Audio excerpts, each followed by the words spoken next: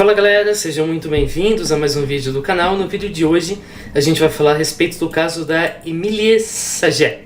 Não sei se a pronúncia é essa, vocês vão ver que a pronúncia inclusive muda com o tempo, mas eu vou falar bem curtinho a história aqui, porque depois a gente vai ver uma versão completa da história. Para isso eu vou citar aqui essa página do Mega Curioso, que é a respeito de figuras históricas que constantemente viam cópias de si mesmas.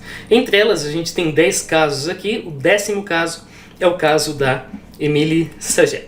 Ela mesma nunca viu a sua sósia, mas as outras pessoas constantemente viam. A Émilie era professora em uma escola exclusiva para as meninas, mas mudava muito de emprego. Em 1845 as pessoas descobriram por que ela era assombrada pela sua sósia, uma gêmea espectral que foi vista ao seu lado por cerca de 13 alunos. Muitas pessoas viam um fenômeno que sempre estava perto da professora imitando os seus movimentos. A Saget ficou doente e o fantasma foi visto fazendo coisas que a mulher disse mais tarde que estava pensando a respeito. Isso sugere que ela de alguma forma, mesmo que inconscientemente, tinha controle a respeito desse fantasma.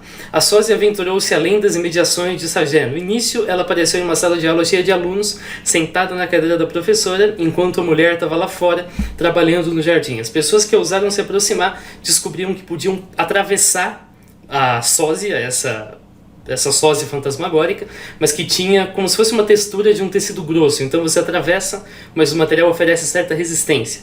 O tempo passou e a aparição se tornou um elemento permanente na vida da escola, assustando as pessoas que frequentavam a instituição. Os pais das meninas começaram a tirar as garotas do colégio, e embora Saget fosse uma ótima professora, a diretora não teve opção a não ser de demiti-la e mandá-la embora também, junto com a sua gêmea fantasmagórica.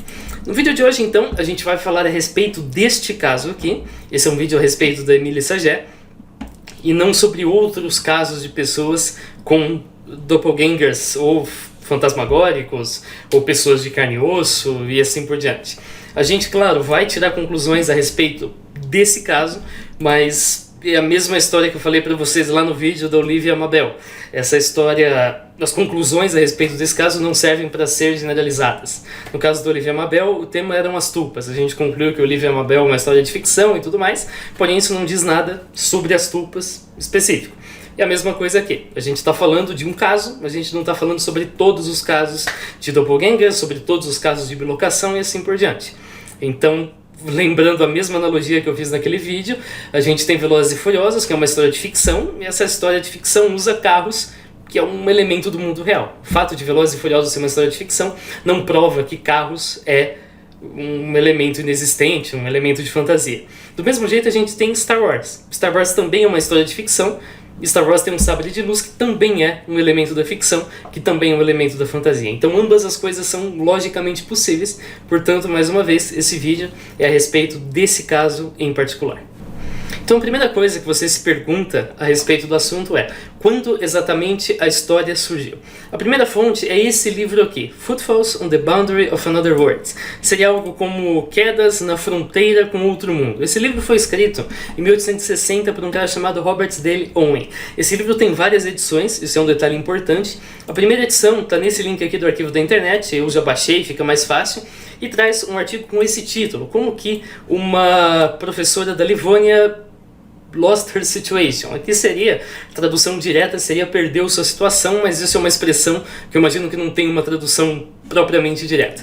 Mas aqui conta a história que se passa em 1845, o texto é de 1860, mas o tema aqui se passou em 1845, numa instituição chamada Pensionato de Nieuwelec, situada na Letônia. Lá nós tínhamos uma mulher de 32 anos de nome Émilie Saget, conforme está indicado. Então, atualmente a gente chama ela de Émilie Saget, é esse que está no título do vídeo, porém o nome original é Émilie.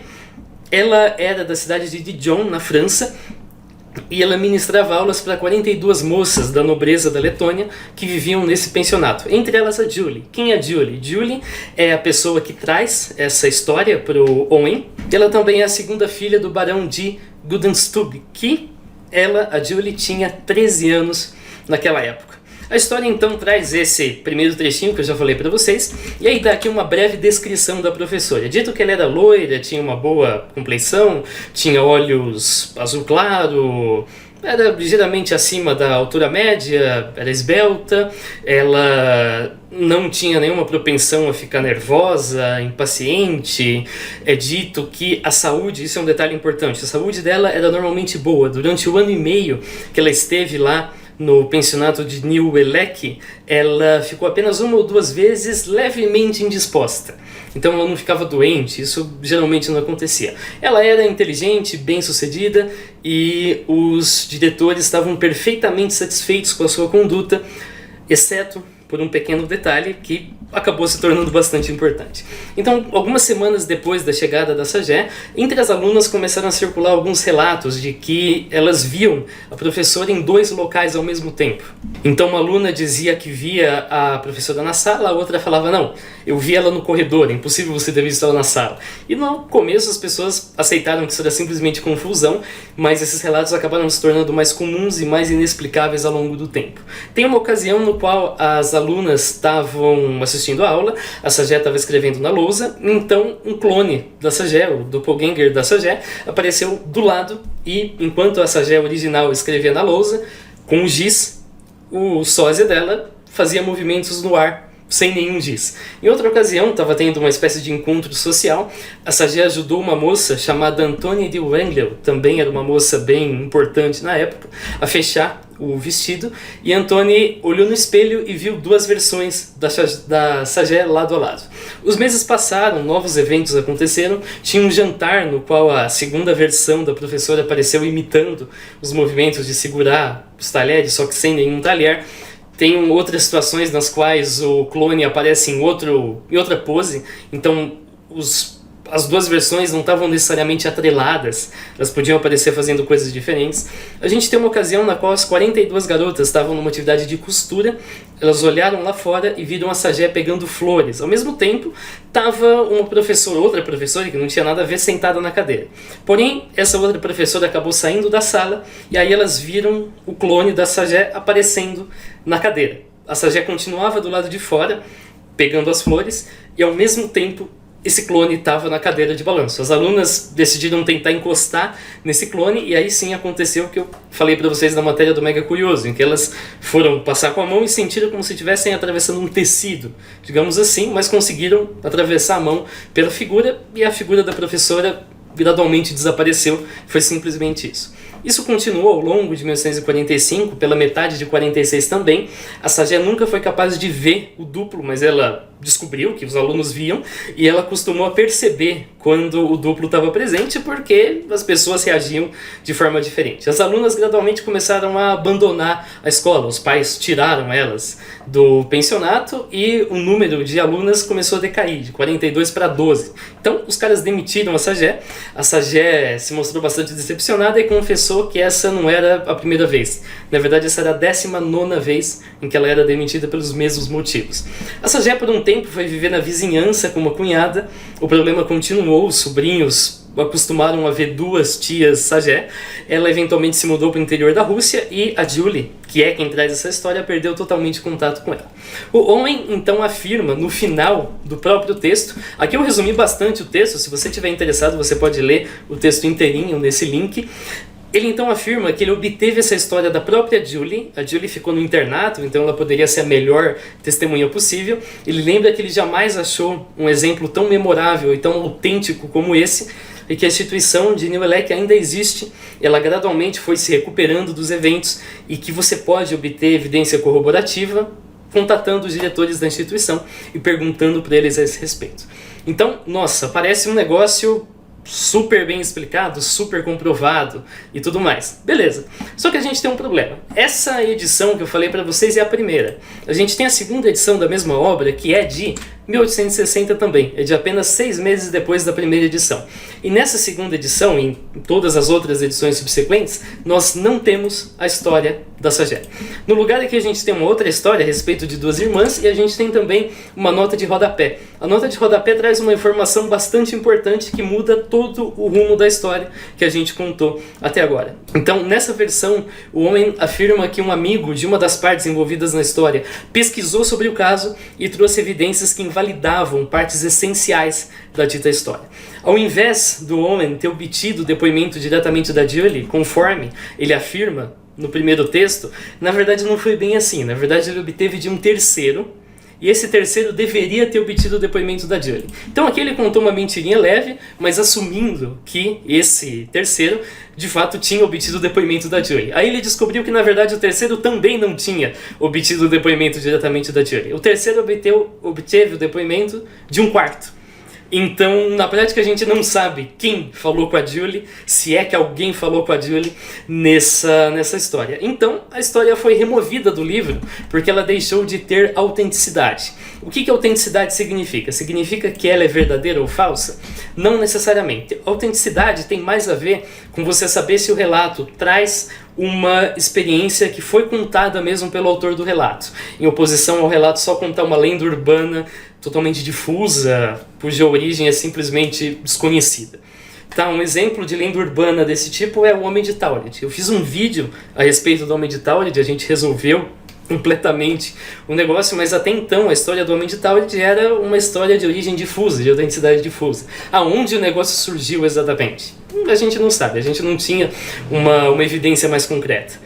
Um exemplo de história de autenticidade é eu, por exemplo, contar para vocês que uma vez eu estava dirigindo numa estrada de terra, à noite, voltando de uma festa, eu olhei no retrovisor e eu vi um cara andando com o rosto todo desfigurado e cheio de sangue, tá? Esse é um exemplo de história em que você sabe que eu contei, essa história veio de mim, eu acabei de contar o relato aqui para vocês, mas você não tem a mínima ideia se essa história é verdadeira ou falsa. Eu já vou adiantar para vocês, essa história é falsa. Eu acabei de inventar ela só para exemplificar. Mas, a princípio, o que eu contei para vocês não permite verificar a autenticidade dessa história. A gente não está num mundo em que nem tudo é registrado, e às vezes é até registrado, mas é registrado de forma fragmentada e não dá para reconstruir. Então você não tem meios de verificar a veracidade. Não tem como você saber se eu estou contando a verdade ou se eu simplesmente inventei essa história. E mesmo que eu esteja contando a verdade, também não tem como você saber se o que aconteceu foi de fato isso aí. Não tem como você saber se na verdade, sei lá, eu vi um cara que estava voltando de outra festa fantasia, esse cara estava fantasiado, o carro dele tinha quebrado, ele tinha saído para procurar sinal do celular. Então a explicação é muito mais mundana do que a hipótese de ser, sei lá, um fantasma ou qualquer coisa do tipo. Então é isso que a autenticidade nesse contexto é que significa. Significa você saber de onde veio o relato, você conseguir precisar a origem dele. Então o que o Owen afirma é, olha, a gente não sabe mais a origem desse relato e a gente encontrou várias evidências que contradizem as informações que esse relato trazem pra gente. E o próprio Owen traz aqui um pequeno errinho que já indica que ele não conversou mesmo com a Julie. Ele afirma que a Julie é a segunda filha do barão de Guldenstub. Eu não sei se a pronúncia é essa. O barão também é conhecido como Johann Ludwig Baron von Guldenstub. Ele nasceu em 1817 e morreu em 1873. Ele foi um autor espírita bastante conhecido, com obras no campo da escrita pneumática. Ele não teve descendentes. A Julie não é a segunda filha dele, ele não teve nenhum filho. A Julie, na verdade, é sua irmã. A Julie é irmã do dito barão. E em 1845, a Julie tinha 18 anos. A Julie nasceu em 1827. Então, ela não tinha 13, como a história original afirma. Na época, ela tinha 18 anos. Aqui a gente tem o barão e aqui nós temos a Julie. A Julie viria a falecer em 1888, conforme está indicado aqui, aos 55 anos. Mas você pode perceber pela imagem que a aparência dela é de uma pessoa bem mais idosa. A gente vai falar disso daqui a pouquinho. A questão é que a pesquisa está nesse livro aqui. Esse livro ele não está inteiro disponível na internet. Porém, eu entrei em contato com o autor, comprar sem condição, R$200. Esse vídeo não vai render R$200, mas eu entrei em contato com o autor, conversei com ele, pedi para ver se ele poderia compartilhar esse capítulo comigo, ele compartilhou. Então aqui é uma dica para você: se você não encontra o livro para baixar em lugar nenhum, tenta conversar com o autor, que às vezes o cara é legal e às vezes o cara compartilha e o seu problema está resolvido de um jeito bem mais fácil. A questão é, ele fez uma pesquisa e ele apontou que a Julie frequentemente relatava ter vivido experiências sobrenaturais no geral. A Julie contava ter visto objetos se movendo sozinhos, visto objetos levitando, ter tido visões, visto até mesmo fantasmas, mas a Julie jamais mencionou em momento algum o caso da professora. Temos inclusive autores que conviveram com a Julie, que registraram esses casos que ela contava, e a professora Saget não aparece em momento algum das histórias da Julie. A gente tem essas pessoas que conviveram com ela, elas concordam que a Julie dificilmente contava esses relatos de má fé, esperando enganar as pessoas. Não parecia ser, mas é difícil, segundo as pessoas que conviveram com a Julie, separar o que ela de fato vivenciou e o que é fantasia, o que é simplesmente coisa da cabeça dela. Dos 35 anos em diante, a Julie passou a sofrer de algumas aflições psicológicas, nervosas e, como eu disse, ela tinha uma aparência de uma mulher muito mais idosa. Algumas fontes diziam que ela parecia ter 80 anos quando ela tinha 40, na verdade. Ela faleceu aos 55, deixou uma série de documentos, deixou um testamento, e até onde a gente conhece, o caso da Saget, da professora, não é mencionado em momento algum. A gente tem também algumas obras que tanto o Barão quanto a irmã, a Julie, publicaram, e o caso da Saget também não aparece em momento algum nessas obras. A gente também, claro, tem a informação de que esse evento teria envolvido outras 41 moças no internato, talvez outras professoras, e também ela tinha sido demitida de 18 outros lugares antes. Porém, ainda assim, não tem qualquer relato, não tem qualquer registro, não tem qualquer fonte que sustente que essas coisas de fato aconteceram. Tudo que a gente tem é baseado no relato que o Owen publicou, que a princípio deveria ter vindo da Julie, mas hoje a gente nem sabe se a Julie participou disso em algum momento ou se alguém simplesmente associou o nome da Julie aí para dar credibilidade, porque a Julie não falou sobre isso, não está registrado em nenhum outro lugar. Aí em 1895 a gente tem um cara chamado Camille Flammarion, que Tavan Dion aproveitou para fazer alguma pesquisa nos arquivos da cidade e encontrou que não tinha nada sobre uma família de nome Saget ou sobre uma moça chamada Amélie Saget nascendo no ano que a Amélie deveria nascer. Porém, no ano de 1813, condizente com os 32 anos em 45, tinha o nascimento de uma moça de nome Octave Saget, conforme está indicado aqui. O primeiro nome é totalmente diferente, Emily e Octave são nomes bem diferentes, e o sobrenome, portanto, é parecido. Saget é quase a mesma pronúncia, e a grafia é ligeiramente diferente. Então, ele assumiu que poderia ser uma confusão que daria para ocorrer, mas ainda assim parece bem difícil de ser a mesma pessoa. Carecemos de evidências para apontar que é a mesma pessoa. Porém, a gente tem uma evidência mais consistente trazida em 1906 por um cara chamado Richard Hennig. Esse cara também está mencionado aqui no livro que eu consegui os capítulos falando com o autor. Ele entrou em contato com um arquivista lá da Letônia. Esse arquivista tinha registros de instituições, não do próprio pensionato. O pensionato estava sob iniciativa privada, então ele não tinha todos os registros do pensionato, porém o diretor do pensionato chamava-se Henrik Buck. Esse cara compartilhou correspondências com o arquivista naquela época, em maio de 1946. Então o arquivista compartilha as correspondências com ele. Nessa correspondência, o diretor se mostra bem decidido a fechar o pensionato. Mas o motivo para fechar o pensionato não é porque tinha uma professora ali que estava fazendo as alunas irem embora. Na verdade, do contrário. Na verdade, não tinham bons professores e, portanto, não tinham alunas que eram enviadas para o pensionato. Os pais não viam motivos para enviar as alunas para lá porque não tinham professores. Não era algo como, demite uma professora que está tudo resolvido. Não. Ele menciona que não conseguia boas professoras para ministrar aulas no pensionato. Porém, uma mulher francesa é mencionada nas correspondências. Essa mulher francesa não chama-se Emily Saget. Ela chama-se Faenlen, conforme está aqui.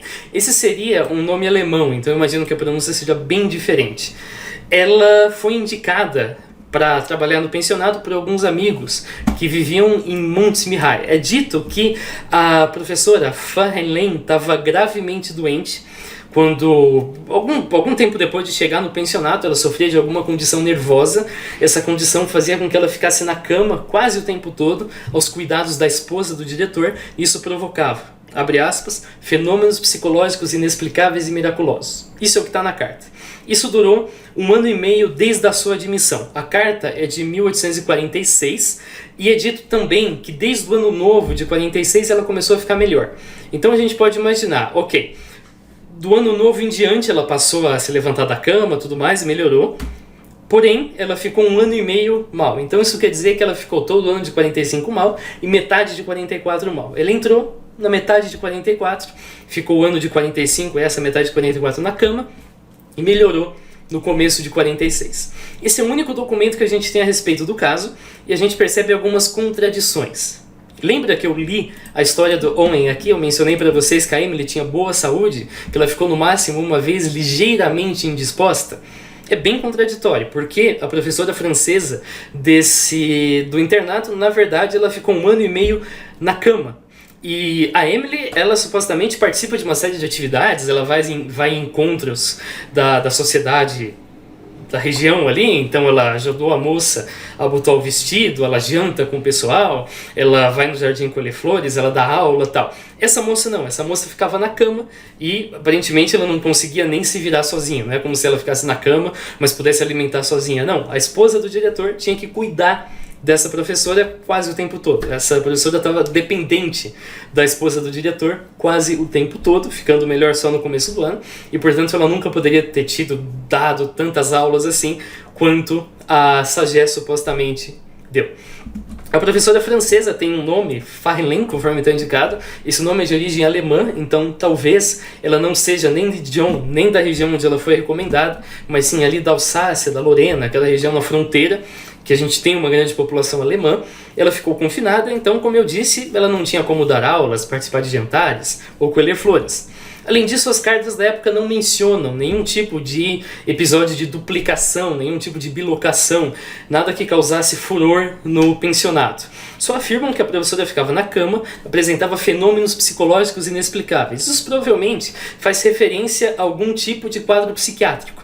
Alguma coisa que não é uma histeria casual, assim. Alguma coisa que eles não estavam acostumados, mas é um quadro psiquiátrico. Tanto é que ele chama de fenômeno psicológico. De algum tipo de coisa que a professora se comporta, vocaliza, etc., mas não uma aparição que acontece ali.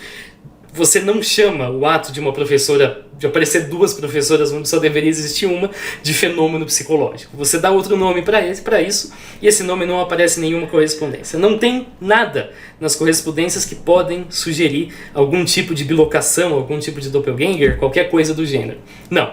Só tem essa menção a fenômenos psicológicos, e isso nem merece tanta atenção nas cartas, porque isso não aparece mais vezes. As cartas, até onde a gente conhece, não trazem nenhuma outra informação sobre a aflição, sobre o mal que essa professora sofria. E claro, o pensionato não viria a recuperar a sua reputação. O pensionato viria de fato a ser fechado pelo diretor. A carta, como eu disse, não traz outras informações, muito menos sobre o que acontece com a professora, e vale lembrar que a professora foi supostamente demitida 18 vezes. Então é bem estranho imaginar que os caras indicariam ela para o pensionato, sabendo que ela foi demitida 18 vezes. Então assim a gente pode concluir nessa parte que a história que a gente tem hoje é muito provavelmente um exagero ou uma fabricação feita com base na existência de uma professora doente no pensionato. Essa professora de fato existiu, estava doente, apresentava sintomas psicológicos não muito comuns e ficava confinada na cama. Essa professora tinha uma origem, um nome bem diferente da Saget, e a gente não tem nenhuma prova de fenômenos de duplicação, de bilocação acontecendo. E a gente não sabe, é claro, se a Julie realmente contou essa história em algum momento, ou se o nome da Julia simplesmente foi atrelado à história original. De qualquer forma, o estrago já estava feito, o caso já se tornou popular, vários autores compartilharam essa história, contaram a história, e até hoje a gente tem essa história. Tanto é que eu contei para vocês no começo, e a grafia também se mudou. De Emily virou Emily, conforme vocês perceberam. Por fim, se você pesquisa Emily Saget no Google, você vai encontrar um monte de fotografias. Vamos falar um pouquinho delas agora. A primeira delas é essa aqui. Mostra 2 moças, uma delas segurando uma maçã. Isso aqui não mostra a Emily em momento algum. Isso aqui, na verdade, mostra uma das obras de uma artista chamada Janietta Iri. A Janietta era uma gêmea siamesa, então ela nasceu fisicamente ligada à sua irmã gêmea. Teve uma cirurgia de 43 horas para separá-las e a gêmea dela morreu. Aí ela decidiu então fazer obras de arte a esse respeito. Eu não vou nas obras, eu vou levemente, eu vou ter que parar aqui porque na próxima já tem uma coisa que não é muito YouTube friendly aqui. Mas ela faz obras explorando justamente a questão de gêmeos em poses diferentes e assim por diante. Aí a gente tem uma outra imagem que mostraria a Saget dando aula. Na verdade essa imagem não é da Saget. Na verdade isso aqui é do final do século XIX, 1890 mais ou menos, numa escola em Washington DC. Não é a nossa professora que a gente está procurando. Depois a gente tem uma ilustração também que seria a professora, algum material contemporâneo a esse respeito. Porém não, porém isso aqui é de uma obra chamada Toots and His Friends. Então seria Toots e seus amigos. Toots, eu imagino que seja uma criança, então aqui tem uma história sobre o Toots no jardim de infância. Essa é a origem dessa imagem. Depois a gente tem essa foto aqui. Essa foto é uma foto originalmente usada para ilustrar mesmo doppelgangers. Então aqui a gente tem o próprio nome, a gente tem a fotografia antiga, ela provavelmente veio de um cartão postal, de algum livro que usou a imagem, mas ela não é uma imagem da Emily. Ela é uma imagem genérica usada para ilustrar casos do tipo. Provavelmente foi feita ou por manipulação da fotografia, Photoshop? Não tinha Photoshop na época, manipulação mesmo da fotografia, igual eu falei para vocês no vídeo do sapo. Então você fixa a câmera, tira uma foto da moça segurando a cadeira e tira uma foto da mesma moça sentada e depois você sobrepõe as duas, aí você revela e aí você tem um resultado como esse que você está vendo aqui. Manipulação aparecia na internet antes de ser associada com a Emily, com outros casos sem nenhuma relação direta com a Emily. A gente tem outra imagem que supostamente seria da Emily, na verdade não. Na verdade isso aqui supostamente é o espírito, o fantasma da Sã Bernadette. É uma santa da Inglaterra, depois você pode pesquisar mais a respeito. E essa seria uma suposta fotografia do espírito dessa santa, tirada uma década depois dela falecer. Provavelmente a fotografia também foi feita com manipulação. Na época isso era meio que uma tendência, você fazer fotografia de fantasmas usando sobreposição de imagens, tirando proveito da longa exposição. Então você achava um jeito de talvez fixar a câmera e tirar várias fotos e depois sobrepor. Você dava um jeito de fazer uma fotografia que mostrasse fantasmas sendo uma montagem da época. A gente tem outra fotografia que também supostamente mostraria a Emily com o seu duplo. Na verdade essa fotografia é de um ensaio fotográfico de um cara chamado Andrzej Gruzgold. Você pode ver a fotografia aqui. Mais uma vez, se eu apertar Escape, o YouTube não vai gostar. E aqui você também tem vários ensaios com gêmeos, entre eles as duas fotografias desse mesmo fotógrafo. E por fim a gente tem várias fotografias espelhadas. É óbvio que nenhuma dessas fotografias serve de nada, porque elas são fotografias espelhadas. Você pega uma fotografia, pega isso aqui, espelha, vai aparecer outro Natanael ali. Claro que vai aparecer. Você duplicou a imagem e espelhou, então vai aparecer, é o caso dessas aqui. Inclusive a gente tem vários livros da época que comentam, olha, não tem nenhuma foto da Emily, e isso é bastante suspeito, porque a Emily deveria ter aparecido por 1 ano e meio e ninguém em momento algum pensou, deixa eu bater uma fotografia aqui. Não tem nenhuma foto, não tem nada além desse mesmo relato. Conclusões. A gente pode concluir que a história da Emily é muito provavelmente falsa, tem uma origem desconhecida, não foi relatada diretamente pela Julie, e é um exagero a partir do caso de uma professora acamada que sofria com um quadro psiquiátrico na instituição. Por quê? Porque a história pela primeira vez foi contada pelo Owen, que trouxe ela como sendo um testemunho em primeira mão da Julie, mas meses depois ele falou que não era bem assim. Eu não peguei a história da Julie, eu peguei numa segunda fonte, até aí tudo bem, mas a segunda fonte também não pegou da Julie, pegou numa terceira fonte. E daí em diante, sei lá. Não sei se a terceira fonte pegou da Julie ou se a terceira fonte pegou de outras N fontes que em algum momento foram modificando, adicionando, e isso virou um telefone sem fio. De qualquer forma, a gente não tem evidências que a Julie contou a história, não é mencionada essa história em lugar nenhum que a Julie deixou, e nenhum autor que conviveu com a Julie, nada do tipo, a história não é contada por nenhuma outra fonte. Então isso é bem estranho, porque esse é um fenômeno que teria acontecido em 18 outros lugares. A gente sabe, entretanto, que o pensionato existiu, que de fato eles abrigaram uma professora francesa. Essa professora passou o período doente, ela não conseguiria desempenhar as atividades que a Emily supostamente desempenhou, mas ela tinha algum mal que produzia fenômenos psicológicos bem pouco usuais, fenômenos psicológicos que chamaram a atenção, mas que infelizmente nunca foram descritos, e a gente imagina que eles correspondiam a algum quadro psiquiátrico. Uma pesquisa futura que, claro, levante mais documentos da instituição, pode tentar nos ajudar a entender de qual mal a Fallen passava. Até o momento a gente simplesmente não sabe, a gente tem apenas a suposição, e a gente sabe que bilocação ou qualquer coisa paranormal não é mencionada. A história da Saget, então, como eu disse, é provavelmente um exagero, uma deturpação da história sobre essa professora acamada sofrendo de algum quadro psiquiátrico. A gente tem as alegações da Saget, que trazem todas as características de uma história falsa, mas se alguém tem acesso aos documentos da instituição da época, seria interessante a gente levantar para não se basear somente na correspondência do diretor da instituição com um amigo. E a gente não tem fotografias conhecidas da Sagé, as fotografias que a gente tem são de outro contexto. Valeu pelo se assistir, a gente se vê. Falou.